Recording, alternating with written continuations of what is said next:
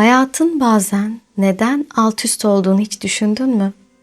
Her şey yolunda giderken bir anda dengelerin değiştiği, planların dağıldığı, kendini, yönünü kaybetmiş gibi hissettiğin anlar. Belki bir ilişki biter, belki bir iş kaybedilir. Belki de hayatın tamamen başka bir yöne doğru akmaya başlar. O anlarda çoğu insan şu soruyu sorar. Neden? Neden tam da her şey yolunda giderken hayat sarsılır? Neden insan bazen en güvende hissettiği anda bir kırılma yaşar? Çünkü hayatın doğasında değişim vardır. İnsan zihni düzeni ve kontrolü sever. Plan yapmak, geleceği tahmin etmek, her şeyin belirli bir düzen içinde ilerlediğini düşünmek bize güven verir. Ancak hayat çoğu zaman bu kontrol hissini kırar ve aslında tam da bu noktada büyümeye başlar. Psikolojide insanın gelişimi çoğu zaman konfor alanının dışına çıktığında gerçekleşir. Carl Jung, insanın gerçek dönüşümünün kriz dönemlerinde başladığını söyler. Ona göre insanın hayatında yaşadığı sarsıntılar çoğu zaman bilinç dışının bir çağrısıdır. Jung bunu şöyle ifade eder. İnsan bilinçli hale getirmediği şeyleri kader olarak yaşar. Yani bazen hayatın alt üst olması aslında iç dünyamızın bize verdiği bir uyarıdır. Görmezden geldiğimiz bir duygunun, bastırdığımız bir korkunun ya da ertelediğimiz bir değişimin yüzeye çıkmasıdır. İnsan çoğu zaman alıştığı düzenin içinde kalmak ister. Sevmediği bir işte yıllarca kalabilir. Kendini mutsuz eden bir ilişkiyi sürdürebilir. Çünkü belirsizlik korkutucudur. Ama hayat bazen bu düzeni sarsarak bizi hareket etmeye zorlar. O yüzden birçok insan yıllar sonra dönüp baktığında şunu söyler. O zaman çok zor gelmişti. Ama hayatımın yönü o olaydan sonra değişti. Spiritüel öğretilerde de bu durum sıkça anlatılır. Hayatın alt üst olması bazen bir yıkım değil, bir yeniden yapılanma sürecidir. Eski yapıların yıkılması yeni bir yolun açılması için gereklidir. Tıpkı doğada olduğu gibi. Bir ormanda yangın çıktığında ilk başta her şey yok olmuş gibi görünür. Ama zaman geçtikçe o toprağın daha verimli hale geldiğini ve yeni yaşamların filizlendiğini görürüz. İnsan hayatında yaşanan krizler de çoğu zaman böyledir. Nietzsche bu durumu çok güçlü bir cümleyle anlatır. Beni öldürmeyen şey beni daha güçlü yapar. Bu söz aslında hayatın sarsıntılarının insanın karakterini nasıl şekillendirdiğini anlatır. Çünkü insan en çok zor zamanlarda kendini tanır. Gücünü, sabrını fark eder. Psikolojide buna post-travmatik büyüme denir. Yani insanın zor bir deneyimden sonra psikolojik olarak daha olgun, daha güçlü ve daha farkındalıklı hale gelmesi. Birçok insan hayatındaki en büyük dönüşümün bir krizden sonra başladığını söyler. Çünkü kriz insanı durdurur, düşündürür, sorgulatır. Ben kimim? Gerçekten ne istiyorum?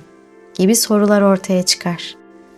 Spiritüel bakış açısında ise hayatın alt üst olması çoğu zaman bir uyanışın başlangıcı olarak görülür. İnsan konfor alanındayken çoğu zaman derin sorular sormaz. Ama sarsıntı yaşadığında hayatın anlamını, yönünü ve değerini yeniden düşünmeye başlar. Bu yüzden birçok insan ruhsal yolculuğun zor bir dönemden sonra başladığını söyler. Aslında hayatın alt üst olması bazen bir şeylerin yanlış gittiğini değil, bir şeylerin değişmesi gerektiğini söyler. Belki yıllardır seni küçülten bir ortamın içindesindir. Belki kendi potansiyelinin çok altında bir hayat yaşıyorsundur. Belki de içinde büyümek isteyen bir taraf vardır. Ama korku seni olduğun yerde tutuyordur. Hayat bazen bu korkuyu kırmak için düzenini sarsar. Birçok düşünür, insanın gelişiminin krizlerle bağlantılı olduğunu söylemiştir. Stoacı filozoflar da hayatın zorluklarını bir tür eğitim olarak görür. Onlara göre insanın karakteri rahat zamanlarda değil, zor zamanlarda şekillenir. Çünkü rahatlık çoğu zaman insanı uyutur. Ama zorluk insanı uyandırır. Şunu fark etmek çok önemli. Hayat alt üst olduğunda insan genellikle sadece kaybı görür. Bir şeyin bittiğini, bir düzenin bozulduğunu hisseder. Ama çoğu zaman o an fark edemediğimiz bir şey vardır. Yeni bir kapı açılıyordur. Bir ilişki bittiğinde insan büyük bir boşluk hissedebilir. Ama belki o ilişki seni kendinden uzaklaştırıyordu. Bir iş kaybedildiğinde insan kendini güvensiz hissedebilir. Ama belki o iş seni gerçek potansiyelinden uzak tutuyordu. Hayatın bazı kapıları kapatması bazen başka kapıların açılabilmesi içindir.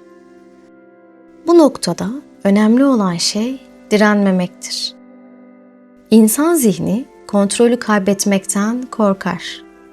Ama bazen hayatın akışına güvenmek gerekir. Çünkü hayat çoğu zaman bizim planladığımız yoldan değil, büyümemiz gereken yoldan ilerler. Şimdi lütfen biraz düşün. Bugün hayatında seni sen yapan şeylerin çoğu belki de bir zamanlar zor görünen olayların sonucudur.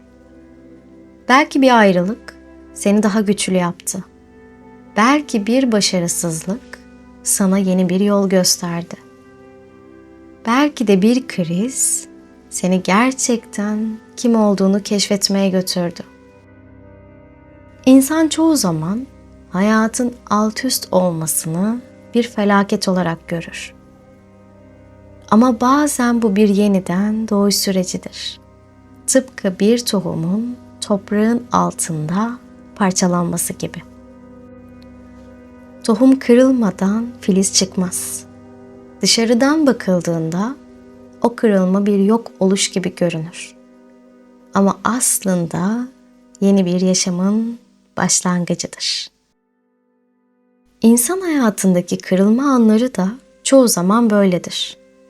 Bu yüzden bazı düşünürler hayatın en büyük öğretmeninin zorluklar olduğunu söyler.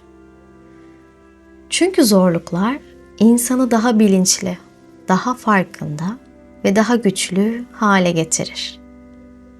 İnsan ancak sarsıldığında kendine gerçekten bakmaya başlar.